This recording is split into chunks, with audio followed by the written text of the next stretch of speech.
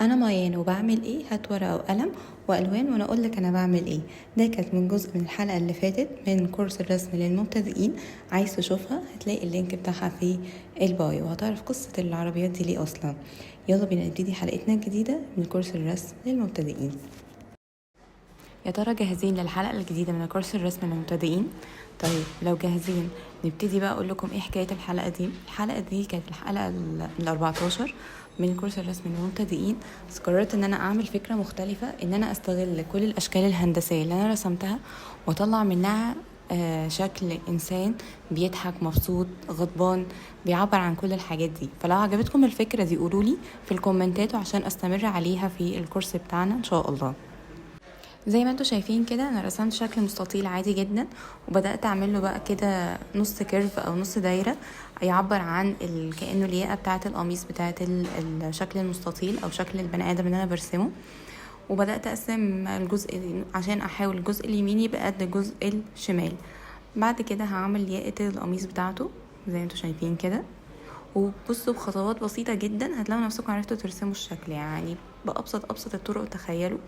فهتتبسطوا قوي لما تطلعوا من كل شكل شكل بني آدم أو كاركتر. ممكن يبقى كاركتر مثلا نعمله كنسميه أي اسم انتوا عاوزينه، اسم حركي.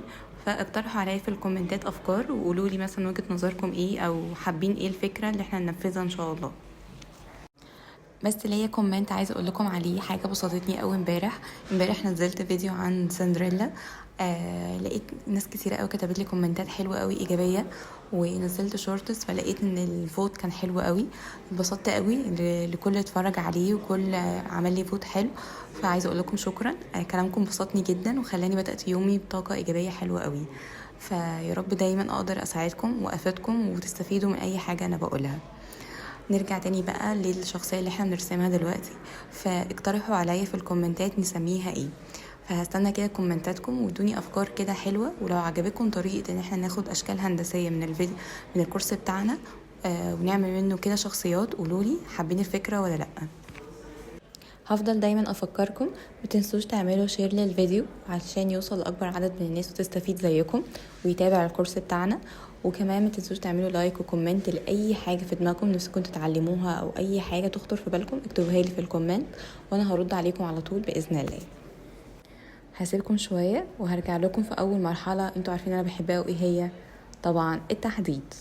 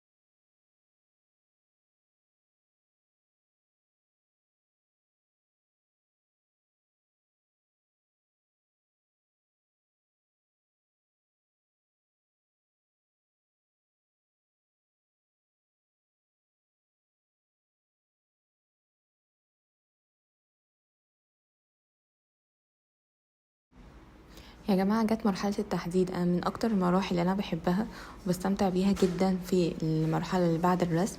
إن بحس إن فعلا رسمتي بتبقى حلوة قوي وبحس إنها بتظهر قوي. فيا ترى وانتوا بترسموا بتحسوا المرحلة دي حلوة ولا لأ؟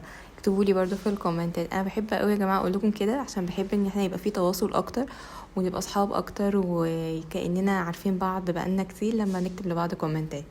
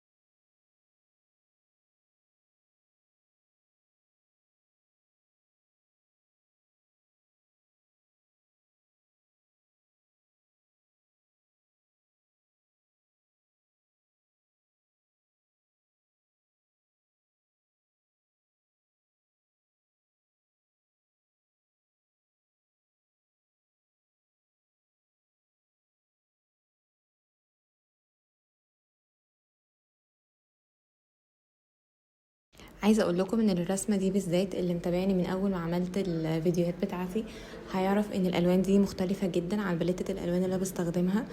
وانا بلونها كنت مستغربه قوي نفسي، بس بعد ما خلصت الرسمه والالوان حسيت لا، الوان عجبتني ومختلفه عليا. فاكتبوا لي برضو في الكومنتات هل عجبتكم الالوان دي ولا لا. ايه كمان؟ طبعا انتوا عارفين المرحله التانية بعد التحديد وهي التلوين. دي مرحلة أنا بحس إن أنا ببدع فعلا، بحس إن الفن بيظهر لما تيجي تلون أي رسمة بتاعتك أنت عاملها.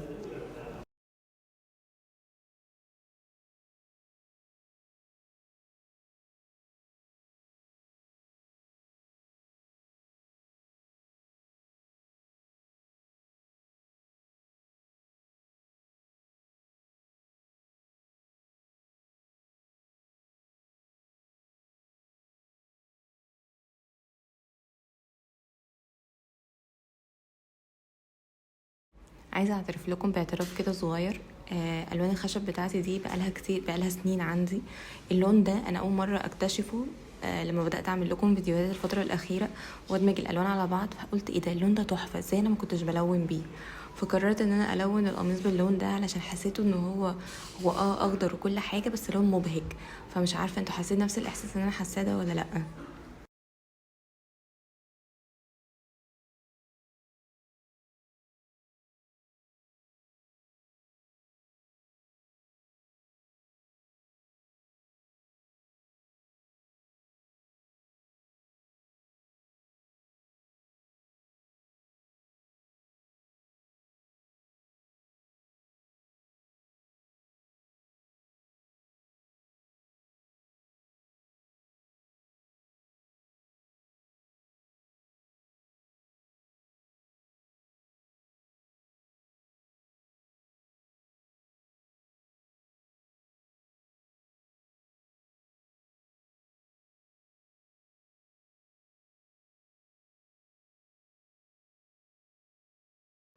قررت ان انا الون الجسم باللون الاورنج عشان بيعبر عن الغضب، ودرجه اصلا الاورنج دي مديه على احمر شويه، فتدي احساس لما حد بيبقى متعصب او اي حاجه مش بتلاقي وشه كده يحمر رياكشناته بتبقى تحس ان هو كتله نار. فهي الفكره في كده، فانا اخترت اللون اورنج وحسيته كمان لايق مع الاخضر ومع البني، فعشان يعبر عن الغضب وكده.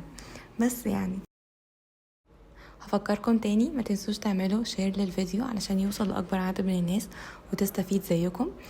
وبس كده.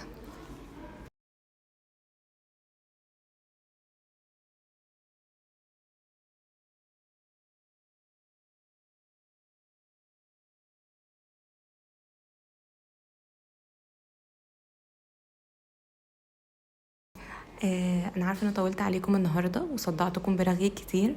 يا رب تكون الحلقه عجبتكم النهارده من الكورس بتاعنا، ولو عجبتكم الفكره اكتبوا لي في الكومنتات، واشوفكم في حلقه جديده مع مايان. باي باي.